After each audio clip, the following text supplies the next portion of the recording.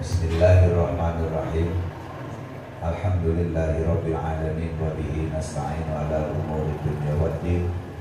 Wassalatu wassalamu ala asrofil anbiya'i wal mursalin wa ala alihi wa sahbihi ajma'in. Allahumma rabbi shrah li sadri wa yassir li amri wahlul 'uqdatam min lisani yafqahu qawli, amma ba'du. Alhamdulillah, pada malam ini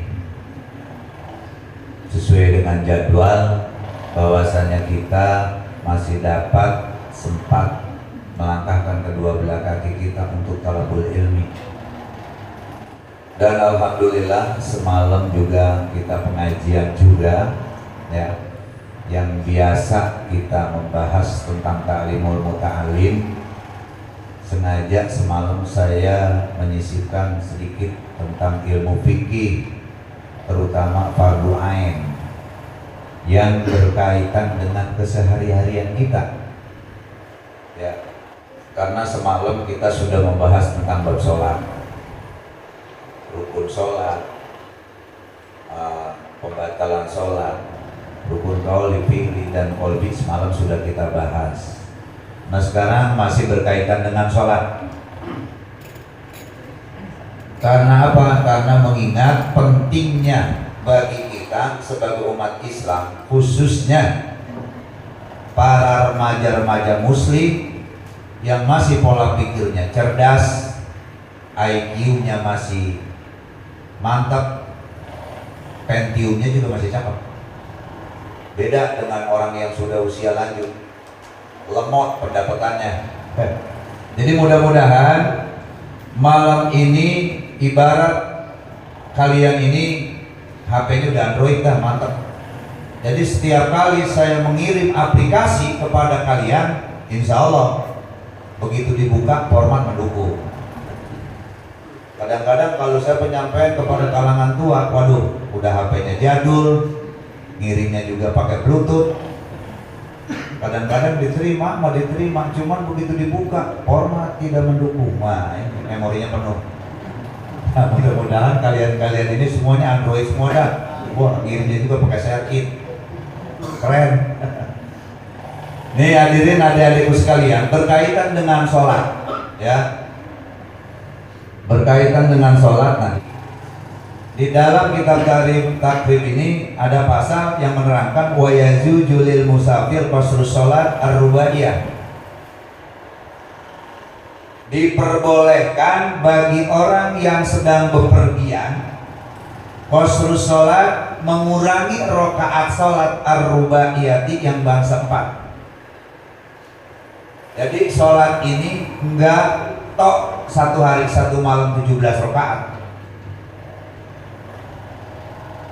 Nah, bagi kita ini sholat ini ternyata bisa dikurangi. Sholatnya lil musafir, bagi orang-orang yang sedang ada di dalam perjalanan. Cuman sholat yang boleh dikurangi itu sholat yang 4 rakaat. Asar bisa dibikin 2, zuhur yang 4 rakaat bisa dibikin 2, asar yang 4 rakaat bisa dibikin 2, ya. Kecuali yang gak bisa dikosor itu 2, maghrib dan subuh. Ingat, arti kosor itu dikurangi. Arti kosor itu dikurangin. Berarti kalau kita sholat di dalam perjalanan, sholat 1 hari 1 malam yang biasa kita laksanakan bagi mukimin pribumi seperti kita, yang jumlahnya 1 hari 1 malam itu 17 rakaat.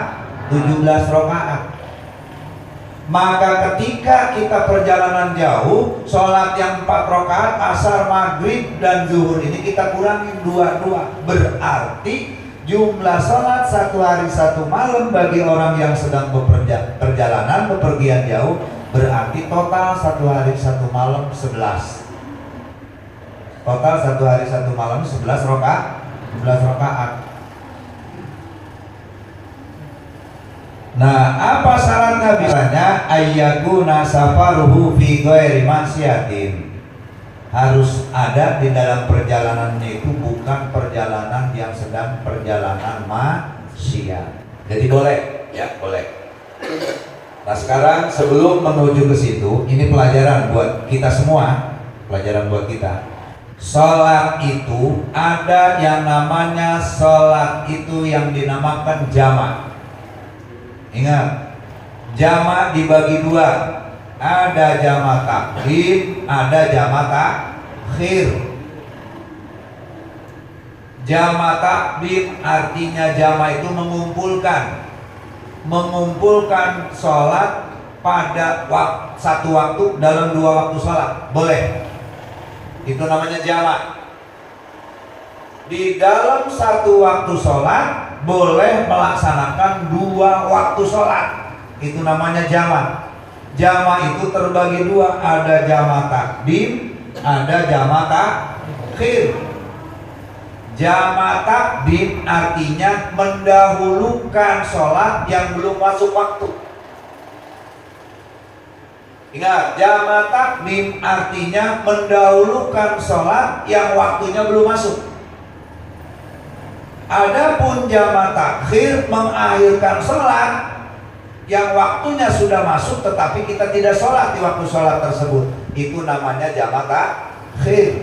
Nah, tadi jamak takdim, jamak takhir plus sholat qashar semuanya boleh dilaksanakan bagi orang-orang ayyakuna lil musafir, bagi orang yang sedang perjalanan ba'idun jauh. Maka sholat kita boleh di qashar, boleh di jamak, baik jamak takdim atau jamak takhir. Contoh, ini supaya paham ente. Ini kita perjalanan dari Bekasi ke Cianjur. Ini udah lebih 10 kilo. Bekasi Cianjur tuh perkiraan 30 kilo bahkan lebih. Saya belum pernah ngukur tuh. Hampir ada 30 kilo. Ya. Di dalam perjalanan ente dari sini ke Bandung, dari sini ke Subang, dari sini ke Jawa Tengah atau ke Cirebon. Ini sholat-sholat yang kita lalui perjalanan, contoh ke Cirebon, ini udah melebihi daripada sitata asyarata parsahan. 16 parsah udah lebih, 10 kilo lebih. Itu sholat boleh di jamak takdim, boleh di jamak takhir, boleh juga di qashar. Bagaimana prakteknya? Contoh, ente mau menuju jalan ke Cirebon, perjalanan masuk dari tol Cibitung, masuk perjalanan di jalan tol Cikampek. Pas di jalan tol Cikampek keadaan macet, beduk maghrib.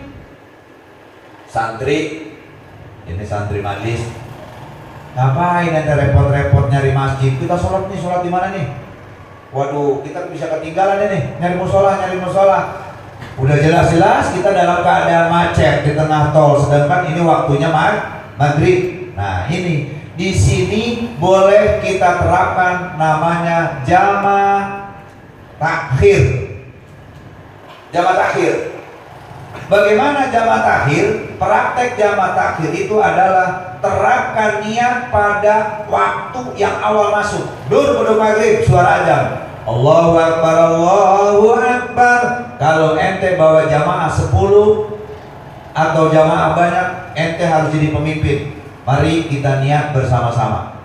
Saya niat mengakhirkan sholat maghrib kepada waktu isya dengan niat jamak takhir. Niatnya harus tepat waktu. Nggak boleh niat jamak takhir sebelum waktunya masuk. Contoh, di perjalanan ente niat jamak takhir mengakhirkan sholat maghrib mau ditarik kepada sholat isya. Tuh niatnya itu harus tepat pada waktu maghrib masuk. Nggak boleh sebelum waktu maghrib, apalagi udah lewat waktu maghrib. Niat ente, saya niat mengakhirkan sholat maghrib kepada waktu isya dengan niat jamak takhir. Nggak usah sholat maghrib ente pada waktu itu. Teruskan perjalanan bebas. Inilah santri yang berilmu, insya Allah. Kapan pelaksanaan sholat maghrib? Nanti apabila datang waktu isya. Sampai kepada tujuan, waktu isya sudah masuk, maka kita di situ melaksanakan sholat yang tadi kita tinggal. sholat maghrib terlebih dahulu, karena kita punya utang sholat maghrib seperti biasa. Sholli fardal maghrib, niatnya kan udah tadi di mobil, niatnya udah di mobil, kita niat mengakhirkan sholat maghrib, berarti ini hukum fikih di dalam kitab Safinah. Wa yajuzu lil musafir qasru sholat jam'u takhir wa jam'u taqdim. Boleh mengakhirkan dalam perjalanan, boleh sholat qasar, boleh jamak takdim, boleh jamak takhir. Selesai sholat nih, ente udah sholat nih sampai ke tujuan, udah jam 9, berarti udah masuk waktu isya. Sholat ente yang pertama sholat maghrib. Selesai sholat maghrib tidak ada wirid. Kalau ente berjamaah, selesai sholat maghrib nggak ada wiridan, langsung begitu uluk salam langsung qomat. Mau mendirikan sholat isya, langsung qomat, karena kita mau sholat isya. Nah ini tadi sholat maghrib nggak bisa dikosor, sholat isyanya boleh dikosor. Sholat isya ini sholat yang bangsa 4 rakaat. Umumin dah kepada makmum yang di belakang bahwasanya sholat isya sekarang yang akan kita laksanakan kosor. Berarti sholat isyanya 2 rakaat. Usolli fardal isya'i rakaataini qasron makmuman lillahi ta'ala. Kalau kita jadi makmum, kalau jadi imam, usolli fardal isya'i rakaataini imaman lillahi ta'ala. Sholat isya 2 rakaat yang harusnya tahiyat awal, ini kita gunakan tahiyat akhir. Nah ini elastis ringannya Islam ini bisa diginin karena kita perjalanan masih jauh. Nah ini kalau bertepatan ente ketemunya sholat maghrib ditarik kepada sholat isya. Satu, ini mesti dipaham. Yang kedua, ente perjalanan ke Cirebon, bukan maghrib waktunya, tepat waktu zuhur. Waktu zuhur, beduk zuhur, azan suara zuhur berkumandang. Ente niat mau jamak takhir, niat sama seperti tadi. Saya niat mengakhirkan sholat zuhur kepada waktu sholat asar dengan niat jamak takhir fardu karena semua diperintahkan untuk niat. Begitu ente sampai ke Cirebon jam 1, belum boleh ente sholat zuhur karena ente udah niat mau jamak takhir di waktu sholat asar dan belum boleh juga dilaksanakan sholat jamak takhirnya tuh. Sholat jamak takhirnya karena belum masuk waktu asar. Jadi bagaimana? Ngopi dulu, kita tunggu waktu asar. Ya, kalau bertepatan kita niatnya di tengah jalan tol ini, niat zuhur mau narik jamak takhir kepada waktu asar, udah niat jamak takhir, begitu pas sampai Cirebon jam 1 atau jam setengah 2, kan masih dalam waktu zuhur, belum masuk waktu asar. Sholat zuhur ente belum boleh, sholat asar juga belum masuk waktunya. Tunggu masuknya waktu sholat asar, baru kita boleh melaksanakan sholat zuhur tadi tuh yang jamak takdim, awali dengan sholat zuhur. Nah ketemu nih ente, sholat zuhur bangsa 4 rakaat, sholat asar juga bangsanya 4 rakaat. Nah, kita umumin lagi kepada jamaah begitu masuk waktu sholat asar, yang kita awali kita sholat zuhur karena kita tadi narik jamak takhir. Umumnya lagi kepada jamaah bahwasanya kita sholat zuhur kita kosor. Usolli fardhu zuhri rakaataini makmuman lillahi ta'ala, zuhur 2 rakaat. Begitu selesai 2 rakaat uluk salam, bebas kita sholat zuhur. Begitu uluk salam qomat lagi mau mendirikan sholat asar dikosor lagi. Berarti sholat zuhur 2, sholat asar 2 boleh dilakukan bagi kita yang sedang perjalanan jauh. Ini jamak takhir. Ini zamannya jamak takhir. Yang kedua, ini mesti paham, mesti kita paham sampai sini. Yang kedua jamak takdim. Bagaimana jamak takdim? Jamak takdim itu mendahulukan sholat yang waktunya belum masuk. Ente perjalanan jauh, mau ke Cirebon, mau umpama Jawa Tengah, Jawa Timur. Begitu sampai di Cirebon, pas ente waktu sholat zuhur, pas ente waktu sholat zuhur. Nah ente kebetulan nanti kelak di kemudian hari barangkali nanti ente jadi pimpinan ziarah, Jadi pimpinan bawa jamaah penting nih tahu seperti ini. Kenapa? Ziarah itu hukumnya sunnah, sholat itu hukumnya wajib. Jangan sampai ente mementingkan ziarah, sholatnya ente tidak pentingin ilmunya. Ini tadi jamak akhir. Sekarang jamak takdim. Tepat ente sampai Cirebon itu zuhur, beduk zuhur, sholat waktu zuhur. Kita umumkan kepada jamaah bahwasanya kita akan melaksanakan sholat asar di waktu sholat zuhur. Itu namanya jamak takdim. Jamak takdim itu mendahulukan sholat yang belum masuk waktu. Tepat pada sholat zuhur, ente niat menarik, saya niat menarik sholat asar kepada waktu zuhur dengan niat jamak takdim fardu karena berarti jam 1 kita udah sholat asar boleh. Di mana kita letak niatnya? Ini mesti kita pahami. Di mana letak niatnya? Niat jamak takdim itu boleh dilaksanakan pada saat sholat zuhur. Pada saat sholat zuhur. Di mana niatnya? Sebelum salam. Mau niat di rakaat pertama boleh, mau di rakaat kedua boleh, mau di rakaat ketiga boleh. Yang penting belum salam di dalam sholat zuhur. Jadi jangan dibarengin sama niat sholat zuhur, ribet. Sedangkan kita niat usolli pada duri arba'a raka'atin atau usolli pada duri raka'ataini qasran makmum lillahi ta'ala. Saya niat sholat zuhur 2 rakaat qasar makmum karena Allah. Kalau kita niat narik jamak takdim dibarengin sama jamak takdim, ribet. Makanya dalam Islam itu ringan. Boleh diperbolehkan niat jamak takdim itu selama ada di dalam waktu sholat zuhur, sedang melaksanakan sholat zuhur nih. Lebah mana niatnya? Terserah. Mau pada saat ruku boleh menyisipkan. Imam begitu ruku, subhana rabbiyal azim wa bihamdi, subhana rabbiyal azim wa bihamdi, subhana rabbiyal azim wa bihamdi. Kebetulan imam agak lambat pada subhana rabbiyal azimnya lambat. Kita udah selesai, imam belum juga bangun, boleh kita terapkan di situ. Saya niat menarik sholat asar kepada waktu zuhur dengan niat jamak takdim fardu karena Allah. Di mana niat yang tepat? Dalam hati, tetap dalam hati niatnya. Niatnya di dalam hati. Nah, boleh.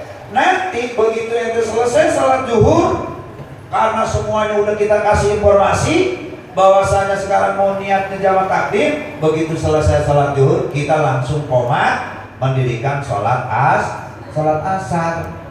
Pas kita udah sholat zuhur, selesai sholat asar, mobil jalan mau menuju ke Jawa Tengah, beduk asar, dulu waktu asar bebas, kita udah sholat asar, tenang, sudah mendirikan sholat asar.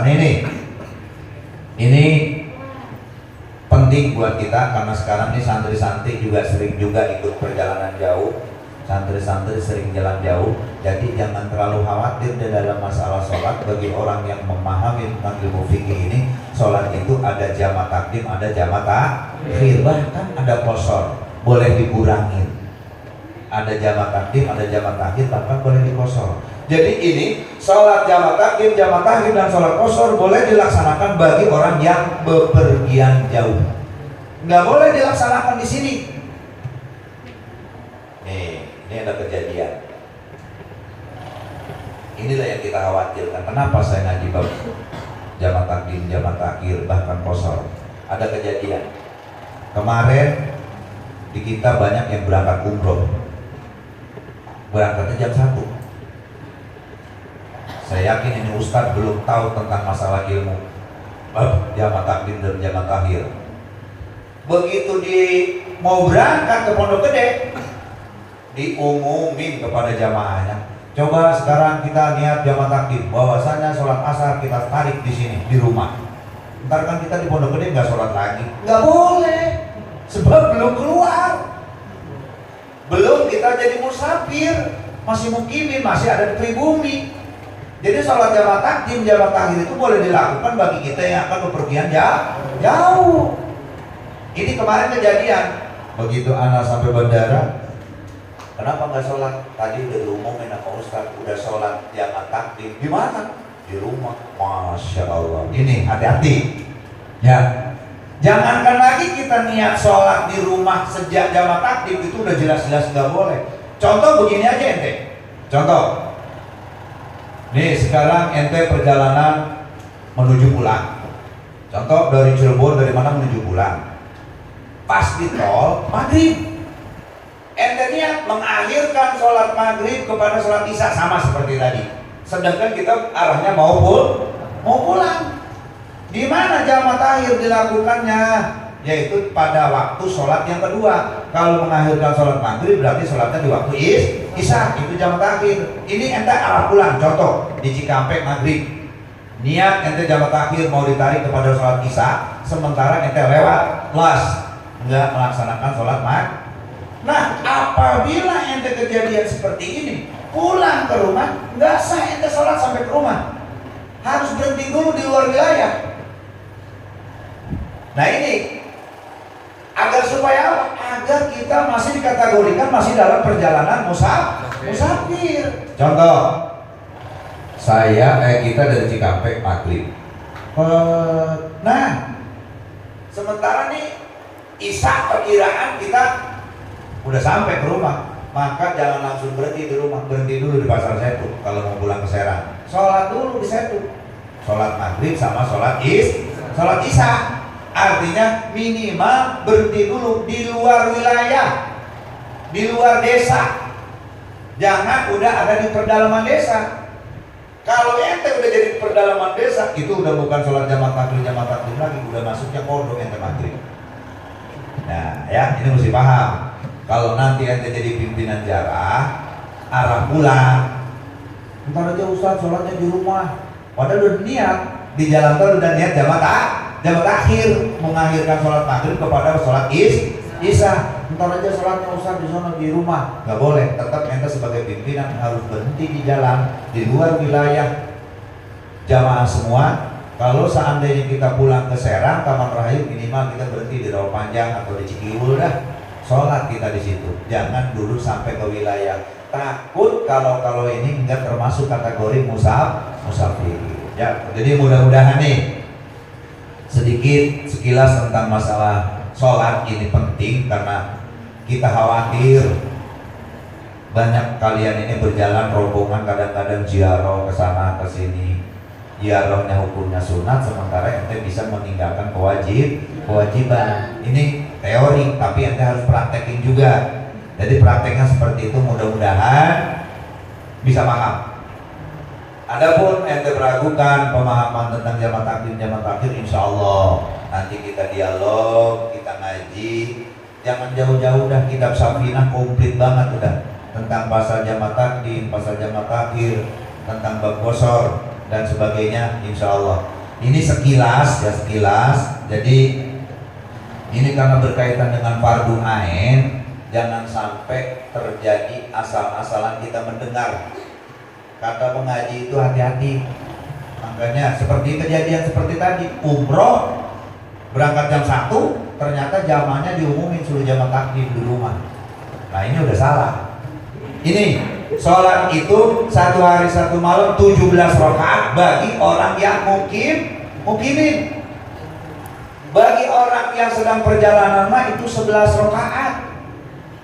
Itu sekedar peringatan, sekedar gambaran. Jadi kalau seandainya kita dalam perjalanan jauh, itulah yang harus kita lakukan.